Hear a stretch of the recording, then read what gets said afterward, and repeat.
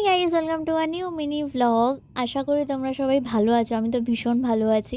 আমাদের এখানে তো রোজ কালবৈশাখী হচ্ছে প্রত্যেক দিন সন্ধেবেলায়, তো আরও মনটা ভীষণ ভালো থাকছে কারণ ওয়েদারটা খুব সুন্দর হয়ে যাচ্ছে।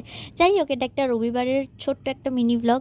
আমি সেদিনকে বিকেলবেলা গিয়েছিলাম অনেকগুলো মন্দির ঘুরবো। তো চলো ফার্স্টে স্টার্ট করি এই লোকনাথ বাবার মন্দির দিয়ে। তো এটা আমাদের বাড়ি থেকে কিছুটা দূরে।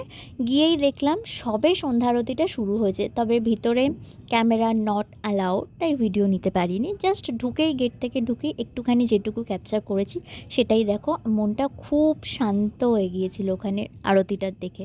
তো ওখান থেকে আরতি দেখে কমপ্লিট করে তারপর আমরা বেরিয়েছিলাম। তার ঠিক পাশেই একটা কালী ঠাকুরের মন্দির হয়েছিল। মন্দিরটা এত সুন্দর, পুরো দেখে না মনটা পুরো ভরে যাচ্ছিলো আর কি। তো সেখানে কমপ্লিট করে আমরা চলে আসি, কিছু খাওয়া দাওয়া করে আমাদের এখানে একটা ইস্কন মন্দির আছে, জানো তো। তো এখানে একটা ঘটনা ঘটেছিল কি, আমরা সবে ঢুকছি আর ঠাকুরের দরজাটা বন্ধ হবে হবে করছে। মানে ভগবান হয়তো আমাদের দর্শন দেওয়ার জন্যই হয়তো অপেক্ষা করছিলেন।